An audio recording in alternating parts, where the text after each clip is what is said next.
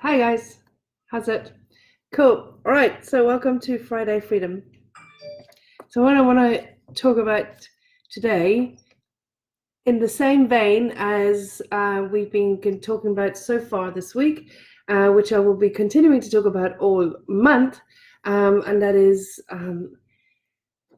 talking about beliefs and how much our beliefs dominate our life, dominate our success, dominate our actions, and creates our results and all of that, and how much we are driven by our beliefs as well. So particularly, I want to speak about this thing called gut instinct. Okay, because one of the things I've realized is, and I've seen quite a lot this year, is that a lot of people confuse gut instinct with fear, right? So what they do is they say, oh, my gut tells me this is not a good trade, or my gut tells me that this is I mustn't do this, or my gut feeling is that I must do that. Most of the time, I put it to you that a lot of the times that is not a gut feel, but it's actually a belief driven by fear. And I think this because beliefs get so deeply embedded into the core of who we are, and every time we act on them, you strengthen them even more, that it's so hard to differentiate between what is a gut instinct, what is it, the gut instinct, which is like the voice of the heart and soul, the truth that, of from the source of who you are, or is it beliefs that are triggering fear? And sometimes that is so hard to differentiate. And that is why it is vital, and there's tremendous wisdom in you starting to explore what are your beliefs and where your beliefs lie in regards to what is important to you, right? Specifically, what's high in your values. So let's say, for example, for trading or wealth building or whatever it is, but let's talk specifically for trading. So if you're trading and you have a gut feel that you need to get out of a trade, close a trade, for example. Now, what is creating that? What is generating that? Is it a fear of loss that's generating that? But how many times have you actually closed a trade and it's only just gone on to win, and it's gone on to probably do 5-1 or more, right? So often this has happened for people, and it's not a gut feel, it's a fear of loss. It's a belief that you're going to lose. It's a belief that you don't deserve to win, that you don't deserve to earn money, that money can't be that easy to make. It could be 101 different beliefs that is actually driving that fear, and only for you to confuse it with gut feel. A gut feel is fearless. There is no fear in gut feel. There is only truth. There's no emotion, there's no elation, and there's no fear attached to a gut feel. It's just a sense of knowing. All right, so next time you have a gut feel, think about it, to ask yourself, what is going on? Do I feel stress related to this? Do I feel anxiety? What is the worst that can happen? What's the best that can happen? Start opening the line of inquiry and asking yourself, well, where is this really, really coming from? And you will soon identify whether it is fear-based or it is actually genuinely gut, because there will not be emotion attached to it. Because there is no emotion when you're talking about from the gut feel or the intuition. That's like from the seat of your soul, from the heart, from your heart and soul.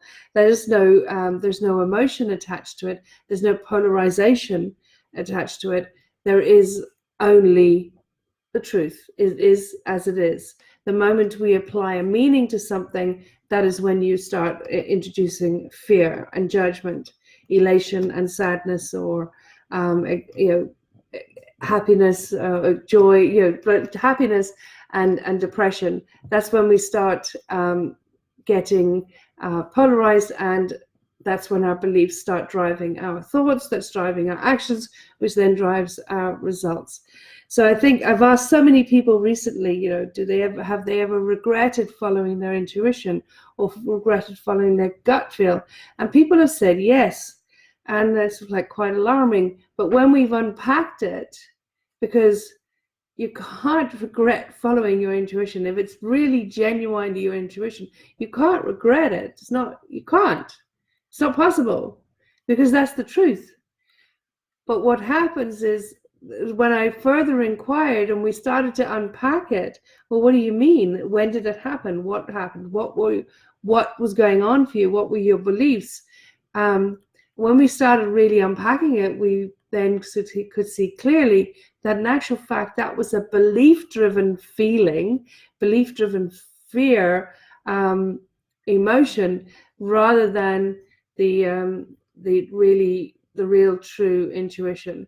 And that is that, the older we get, the more our beliefs become embedded, the harder it is actually to differentiate between what is intuition and what is the voice of the intuition and the voice of our ego, or where the emotions are held. It's very hard to feel the difference, because the older you get and the more embedded those beliefs become, the voice of the ego becomes way louder than the voice of the intuition. So there's phenomenal wisdom in unpacking what it is your beliefs are about anything. And next time you're feeling, I've got a gut feeling about this trade, or a gut feeling about that, I must get out of this, or whatever it is, you need to be wise for you to start analyzing that and finding out, is there emotion attached to it? And if it is it a belief? And if it's the belief, what is the belief? Because I tell you, so often, well, I would say 100% of the beliefs that we have that are limiting, that hold us back, that are unsupportive, are not actually our beliefs. They're beliefs that we've injected into us, or beliefs that may have had a place at a particular time in the past, may have, but certainly do not have a place now, except that we've got into a learned behavior, and we have reaffirmed that belief in our psyche. But so it would be wise to find out what beliefs are not supportive. Where do they come from? Do they actually support you now? Are they valid? Are they relevant even now? And then start reframing them. And one of the first ways you can do that is, next time you feel you've got a gut feel about something, particularly around wealth building or trading, ask yourself, is there emotion attached to it? Is it